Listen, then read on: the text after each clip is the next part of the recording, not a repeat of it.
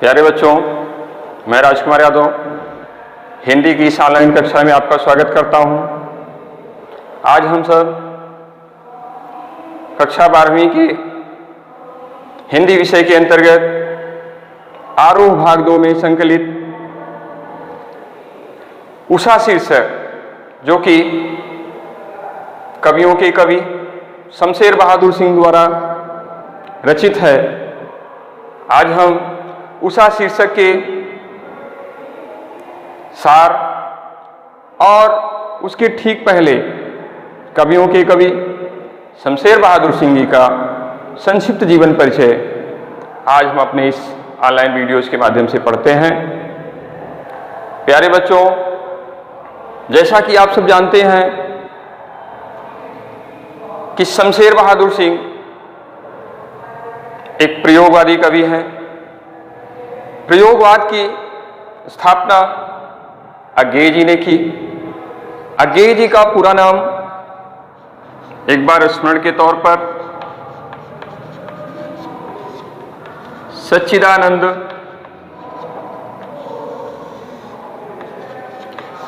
हीरानंद वात्स्यायन अज्ञेय। अज्ञेय जी का पूरा नाम सच्चिदानंद हीरानंद वात्स्यायन अज्ञेय। अज्ञेय के उपनाम से चर्चित हिंदी गद्य के प्रेत कहे जाने वाले अज्ञेय जी सदैव अपने पूरे जीवन कवि जैनेन्द्र के ऋणी रहे, क्योंकि अज्ञेय जी का नाम सच्चिदानंद हीरानंद वात्स्यायन जो अज्ञेय उपनाम है, ये जैनेन्द्र जी के द्वारा दिया गया अज्ञेय उपनाम है। तो अज्ञेय जी ने सन 1943 ईस्वी में प्रयोगवाद की स्थापना की।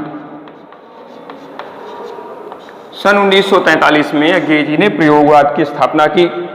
इस प्रयोगवाद की स्थापना के पीछे अज्ञेय जी का मुख्य विषय रहा कि जो इसके पहले के काल अर्थात प्रगतिवाद युग में जो भी धारणाएं चली आ रही थी, वही लकीर के फकीर पर काम करते हुए कवि लेखक अपनी लेखनी चला रहे थे। ऐसे में अज्ञेय जी को ये महती आवश्यकता महसूस हुई कि कहीं ना कहीं से समाज में परिवर्तन लाना चाहिए। अपनी लेखनी के द्वारा उन्होंने एक प्रयोग किया। ऐसा कहा जाता है कि अज्ञेय जी से जब प्रयोगवाद के पर सवाल किया गया कि आपने प्रयोगवाद की स्थापना क्यों की, तो अज्ञेय जी ने यही कहा कि प्रयोग सभी कालों के कवियों ने किया, यदि मैंने किया तो क्या गुनाह किया, अर्थात इसमें कोई गुनाह नहीं है। सभी काल के कवियों ने अपनी पुरातन परंपरा, विगत जो पिछली परंपरा है, उससे हटकर एक नए युग की स्थापना करते हैं। ठीक वही काम मैंने भी किया, तो कोई गुनाह नहीं किया। अज्ञेय जी का ये मत बिल्कुल स्वीकार है। तो अज्ञेय जी ने 1943 में प्रयोगवाद की स्थापना की। इस प्रयोगवाद की स्थापना के क्रम में अज्ञेय जी ने तार सप्तक की स्थापना की। तार सप्तक आपको जानकारी रखनी चाहिए कि तार सप्तक के कवि, जिन्हें अज्ञेय जी ने राहों का अन्वेषी भी कहा, तार सप्तक के जितने कवि हैं उनको अज्ञेय जी ने राहों का अन्वेषी, अन्वेषी मतलब खोज करने वाला, राहों का अन्वेषी कहा है तार सप्तक के कवियों को। तो तार सप्तक की स्थापना 1943 में अज्ञेय जी ने की। इस तार सप्तक के अंतर्गत वो अज्ञेय जी 7 कवियों को अपने चुनिंदा, जो अज्ञेय जी के मतानुसार कविताएं करते थे, उन कवियों को वो अपने इस तार सप्तक के अंतर्गत सम्मिलित करते थे। तो 7 कवियों का समूह हुआ। इसी तार सप्तक के क्रम में प्रथम तार सप्तक 1943 ईस्वी में आया और जो द्वितीय तार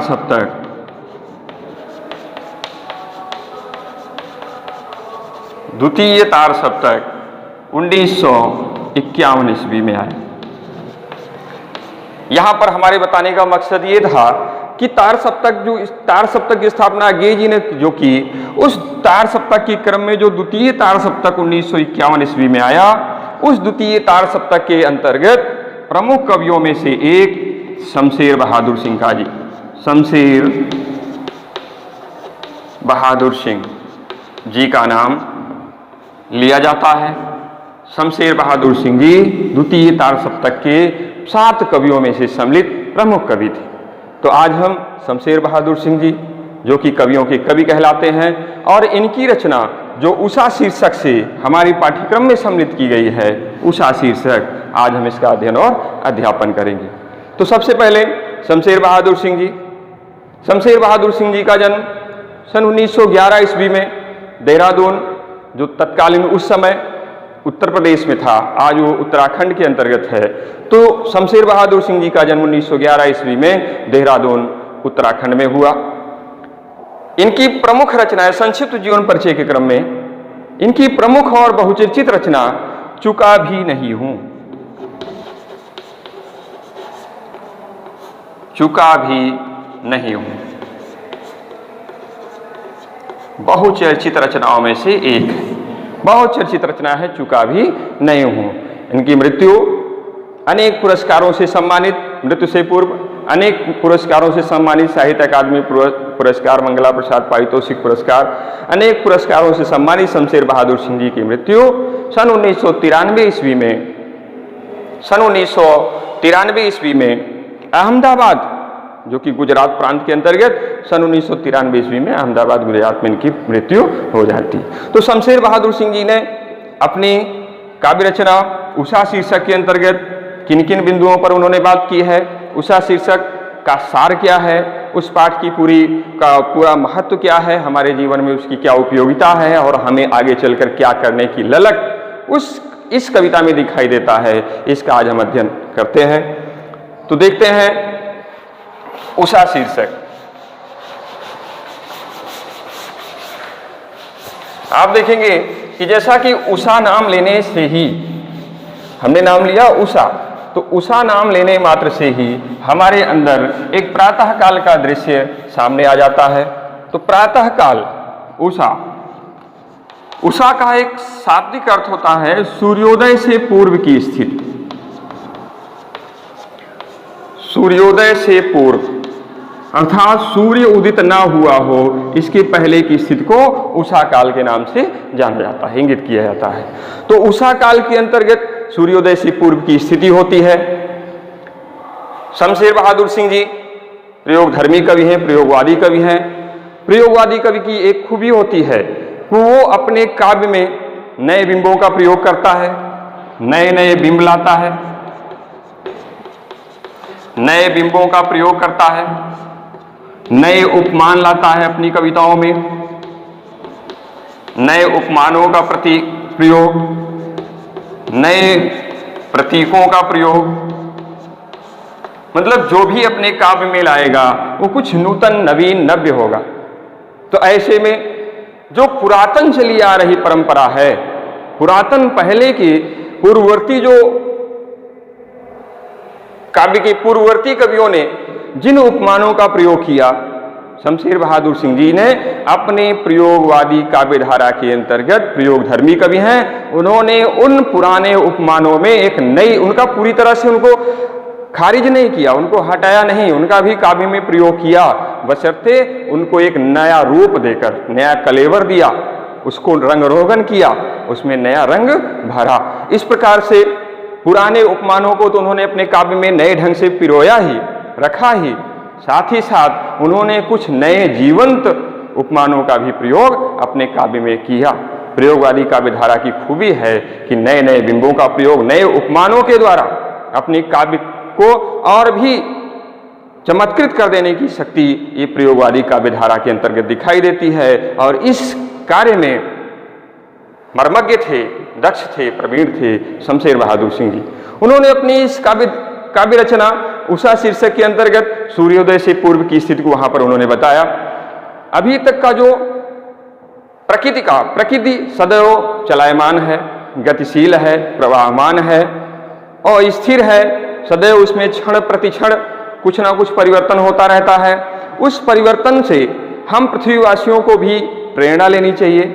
यदि हम उससे प्रेरणा नहीं लेते तो हम मूक दृष्टा की भांति केवल उस प्रकृति के पल पल परिवर्तित रूप को केवल मात्र देखते ही रहते हैं। यहाँ कवि ने उस मूक दृष्टा की भांति अभी तक जो पृथ्वी के जो भी प्राणी थे, जो मूक दृष्टा की भांति आसमान के बदलते हुए, प्रकृति के बदलते हुए रूप को मात्र देखा करता था, बोलता कुछ नहीं था, केवल मात्र देखता रहता था, उस मूक दृष्टा की भांति शमशेर बहादुर सिंह जी अपने आप को नहीं स्वीकार करते।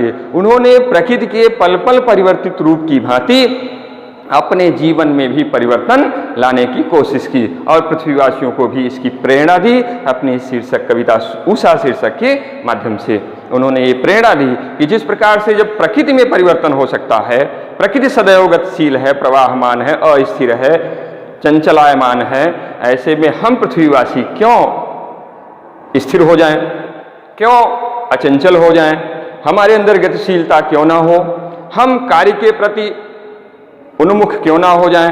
तो इस प्रकार से उन्होंने यहाँ पर एक प्रेरणा का काम किया है। अपनी इस रचना के द्वारा उन्होंने पृथ्वीवासियों में, जो पृथ्वीवासी प्रकृति की पल पल परिवर्तित रूप को देखकर भी अपने रूप में परिवर्तन नहीं लाते, ऐसे अकर्मण्य व्यक्ति को यहाँ पर कर्म करने की प्रेरणा दी जा रही है। देखते हैं तो सूर्योदय से पूर्व की स्थिति है, आसमान प्रकृति सदैव अपने रूप को बदल रहा है। प्रातः काल कैसा दृश्य है, आसमान की छटा कैसी है, निराली है, अनुपम, अनोखी, अद्वितीय सुंदरता प्रकृति की बिखर रही है और धीरे धीरे उसमें पल पल परिवर्तित रूप हो रहा है। उस परिवर्तित रूप को देखकर पृथ्वी पर विद्यमान, चाहे वो पशु पक्षी, नर नारी, चाहे चर अचर जो भी हो, चाहे वो छोटा जीव हो या बड़ा जीव हो, वो अपने रूप में भी परिवर्तन लाता है, अपनी कार्यशैली में भी परिवर्तन लाता है। अर्थात प्रातः रात में सोया हुआ व्यक्ति सुबह सूर्योदय होने के समय पर जिस प्रकार से सूर्योदय होने पर आसमान में गति होती है, वो अपना रूप बदलता है, वैसे ही रात का सोया हुआ व्यक्ति सुबह प्रातः काल होने पर दैनिक दिनचर्या अर्थात आगे की क्रियाकलापों को करने के लिए किस प्रकार से उन्मुक्त हो जाता है, उतावला हो जाता है।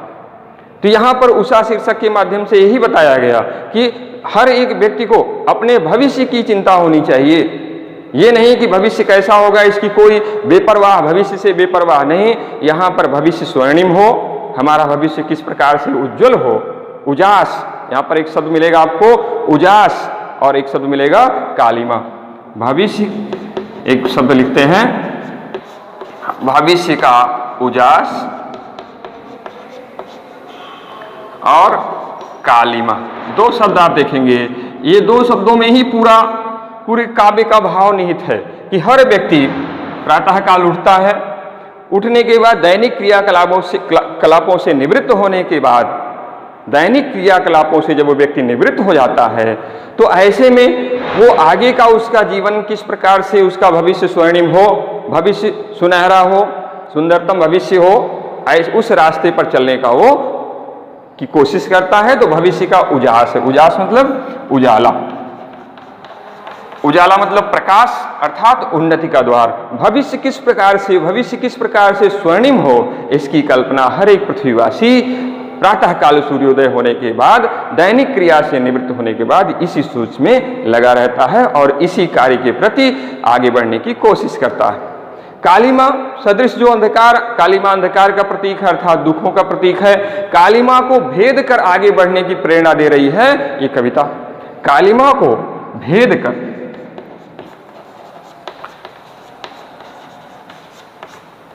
कालिमा अर्थात अंधकार, तो कहते हैं कि यहाँ कवि अपने उषा शीर्षक के माध्यम से ये बतलाने की कोशिश करता है कि जो कालिमा सदृश, जो अंधकार सदृश अंधकार को भेद कर जो हमारे जीवन में आने वाली मुसीबतें हैं, कठिनाइयां हैं, दुख हैं, दुश्वारियां हैं, संकट हैं, बाधाएं हैं, इन बाधाओं को चीर कर जो आगे बढ़ जाए, इन बाधाओं को भेद कर, इनको लांघ कर आगे बढ़ने की सद प्रेरणा देती है ये आपकी उषा शीर्षक कविता। इस उषा शीर्षक कविता में आपको जीवन में आने वाली न जाने कितनी मुसीबतों से आगे बढ़ने की सद प्रेरणा मिलती है। हमें अपने जीवन में कभी निराश नहीं होना चाहिए, इसकी सत्प्रेरणा मिलती है।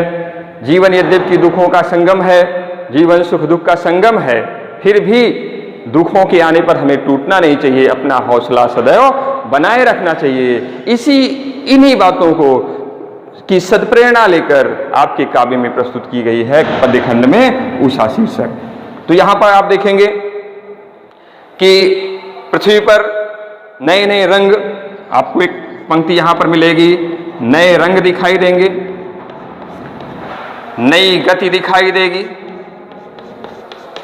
अब ये नए रंग और नई गति, इसकी व्याख्या आप उषा शीर्षक के अंतर्गत देखेंगे कि कवि कहता है कि जब आसमान में परिवर्तित रूप, बादल आसमान अपना पल पल परिवर्तित रूप अपना परिवर्तित करता रहता है, ऐसे में पृथ्वीवासी भी जो पृथ्वी पर नए रंग दिखाई दे रहे हैं, रंग बराबर रंग वर्ण, अर्थात विविध विविध प्रकार के जो पशु पक्षी प्राणी, छोटे बड़े चर अचर जो भी प्राणी पशु पक्षी दिखाई दे रहे हैं, नए नए रंग के जो भी विविधता को लिए भी नए नए अलग अलग तरीके के जो पशु पक्षी चर अचर जो प्राणी जो दिखाई दे रहे हैं, उन सब में नई गति आपको दिखाई देगी। कब दिखाई देगी? जब उषा काल होगा तब।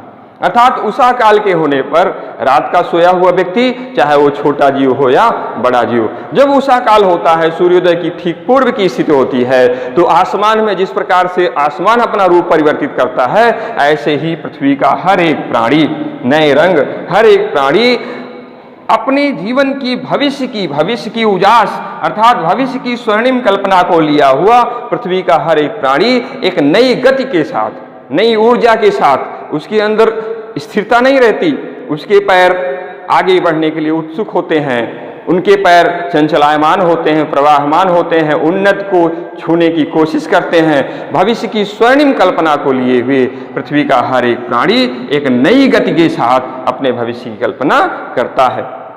कवि अपने इस उषा शीर्षक के माध्यम से, कवि एक प्रकृति प्रेमी कवि है, एक तरह से प्रयोगवादी कवि शमशेर बहादुर सिंह जी प्रकृति प्रेमी कवि हैं, और इन्होंने अपनी कविता का मुख्य विषय इसी प्रकृति को ही बनाया है। किसी बाहरी वस्तु को उन्होंने अपनी कविता का प्रतिपाद्य नहीं बनाया, विषय नहीं बनाया। उन्होंने प्रकृति की आस पड़ोस, अपने आस पड़ोस में घटित होने वाली जो घटनाएं हैं, उन्हीं घटनाओं को ही अपनी कविता का मुख्य विषय बना दिया। कहीं से बाहर से आयातित इनके विषय नहीं होते, इनके विषय अपने ही आस पड़ोस की वस्तुएं होती हैं, जिनको देखते हैं, जिनके रूप को परिवर्तित होते देखते हैं, तो कवि स्वयं ही बाध्य हो जाता है कि क्यों ना हम पृथ्वीवासी भी प्रकृति के इन परिवर्तित रूप से कुछ ना कुछ अपने जीवन में प्रेरणा लें। आखिर क्या कारण है कि प्रकृति भी अपना रूप जब बदल देती है, सदैव परिवर्तित होती रहती है। ठीक ऐसे इसके पूर्व काल मैंने आपसे बताया कि पहले शमशेर बहादुर सिंह जी या प्रयोगवादी काव्यधारा के कवि अपने पूर्ववर्ती कवियों के जो उपमान थे, जो बिंब थे, जो प्रतीक थे, उनको पूरी तरह से खारिज नहीं किया, उनको भी अपने काव्य में पिरोया, बशर्ते उनको नया रूप देकर पिरोया। ठीक ऐसे ही प्रयोगवादी काव्यधारा के ठीक पहले, उसके पहले के काल में छायावादी काव्यधारा के अंतर्गत सुमित्रानंदन पंत जी जो प्रकृति के सुकुमार कवि कहलाते हैं, उन्होंने भी अपने परिवर्तन शीर्षक कविता में लिखा है। परिवर्तन, वो पूरी की पूरी रचना ही प्रकृति के परिवर्तित रूप और मानव को सत्प्रेरणा देने वाली कविता है। तो उसमें उन्होंने लिखा है कि मनुष्य के जीवन में 4 दिन सुखद चांदनी रात और फिर अंधकार अज्ञात। मतलब जीवन में 4 दिन सुखद चांदनी रात, जीवन में सुख भरे क्षण कम समय के लिए, लेकिन उसके बाद अंधकार अज्ञात, ऐसा अज्ञात अंधकार जिसके बारे में कोई परिकल्पना ही नहीं कर सकता कि जीवन कैसा भयावह हो जाएगा। अभी तो मुकुट बंधा था माथ, हुए कल ही हल्दी के हाथ। तो इस प्रकार से कहीं ना कहीं प्रकृति के परिवर्तित रूप को इन कवियों ने अपनी काव्यधारा में अपना मुख्य विषय बनाया। तो शमशेर बहादुर सिंह जी प्रकृति प्रेमी कवि थे, उन्होंने अपने काव्य का मुख्य विषय, प्रतिपाद्य विषय अपने आस पड़ोस की वस्तुओं को बनाया, प्रकृति की स्वर्णिम वस्तुओं को ही बनाया। पुरातन पहले की जो बिंबों का प्रयोग किया जाता, जो उपमान लगाए जाते थे, जिन प्रतीक चिन्हों का प्रयोग करके कविता अपने शब्द चित्रों के माध्यम से आगे बढ़ती थी, यहाँ पर उन्होंने उन शब्द चित्रों में कहीं न कहीं से नूतनता लाई, नवीनता लाई, नए उपमानों का प्रयोग किया, ताकि लोग पुरानी परंपरा को छोड़कर अब नए बिंबों के माध्यम से भी कविता के प्रकृति प्रेमी कविता को आत्मसात कर सकें। ऐसी बखूबी, ऐसा सुंदरतम, ऐसा अनोखा गुण केवल शमशेर बहादुर सिंह जी ही रखने में सक्षम रहे। उषा शीर्षक में आप देखेंगे कि यहाँ पर मुख्य विषय, मुख्य बिंदु दो बातें। भविष्य का जो स्वर्णिम उजास है, हम पृथ्वीवासी भविष्य के स्वर्णिम उजास, भविष्य की परिकल्पना को एक किनारे करके, जहां पर यह कहा जाता है कि जो कुछ होगा वो भाग्य में जो लिखा होगा वो मिलेगा, ऐसा यहाँ पर बिल्कुल नहीं। कवि कहता है कि पृथ्वी पर नए रंग दिखाई देंगे, नई गति दिखाई देगी, और उन नई गतियों में कालिमा को भेद कर, कालिमा को चीर कर, भेद कर आगे बढ़ने की सत्प्रेरणा देती है हमारी ये कविता उषा, जो हमारे पाठ्यक्रम में सम्मिलित है। तो उषा शीर्षक कविता में आप देखेंगे कि कवि ने अपनी कविता का मूल विषय प्रकृति को बनाया, और प्रकृति के पल पल परिवर्तित रूप को ही कवि ने अपने इन शब्द चित्रों के माध्यम से, अपने मन में उठने वाली जो भावनाएं हैं उनको कवि ने अपने रचना में शब्द चित्रों के माध्यम से किस प्रकार से उभारा है। ये सामर्थ्य शक्ति रखने वाला हिंदी का शमशेर बहादुर सिंह, जिन्हें कवियों का कवि कहा जाता है, कवियों का कवि, ऐसे उपनामधारी शमशेर बहादुर सिंह जी अज्ञे जी के द्वारा स्थापित तार सप्तक के द्वितीय तार सप्तक, जो 1951 ईस्वी में हिंदी साहित्य में आया, 1951 ईस्वी में द्वितीय तार सप्तक के अंतर्गत शमशेर बहादुर सिंह जी का नाम बड़े ही गर्व के साथ लिया जाता है। तो आप देखेंगे कि आज हमने शमशेर बहादुर सिंह जी का जीवन परिचय, संक्षिप्त जीवन परिचय, 1911 ईस्वी में जन्म, देहरादून उत्तराखंड के अंतर्गत, और 1993 ईस्वी में अहमदाबाद गुजरात प्रांत उनकी मृत्यु होती है। उनकी प्रमुख रचनाएं चुका भी नहीं हूं, साहित्य अकादमी जैसे पुरस्कार से सम्मानित शमशेर बहादुर सिंह जी, कवियों के कवि, उपनामधारी। उनकी उषा शीर्षक कविता उषा शीर्षक कविता के माध्यम से, चूंकि प्रयोगवादी कवि हैं, प्रयोग करने में माहिर कवि हैं, तो इन्होंने भी प्रयोग किया, नए नए बिंबों का प्रयोग किया, नए उपमानों का प्रयोग किया, नए प्रतीकों को उन्होंने अपने कविताओं में रखा, नए उदाहरणों के द्वारा उन्होंने अपने कविता में रोचकता उत्पन्न करने का प्रयास किया।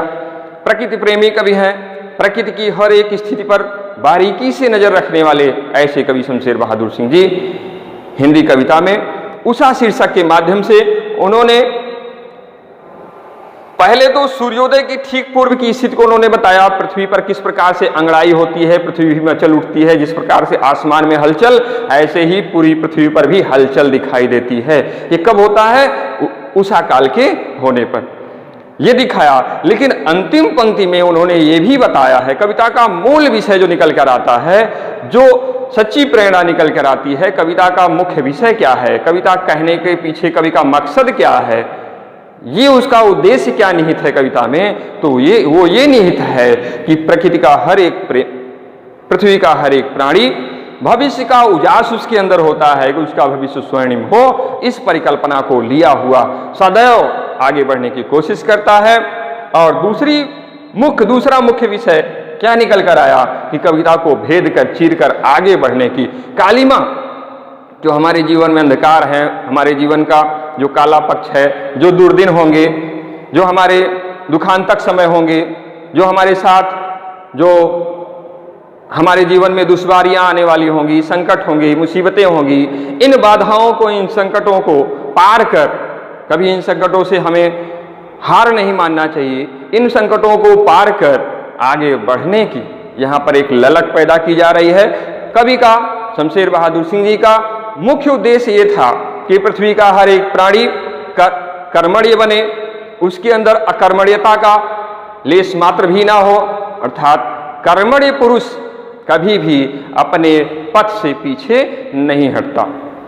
तो इस प्रकार से आज का कविता का मुख्य विषय आपके सामने प्रस्तुत। आगे के वीडियोज में हम आप सब उषा शीर्षक के पद्यांशों का, उषा शीर्षक के अंतर्गत निहित उसका भावार्थ हम अगले वीडियोज के माध्यम से आप तक प्रस्तुत करने का प्रयास करेंगे।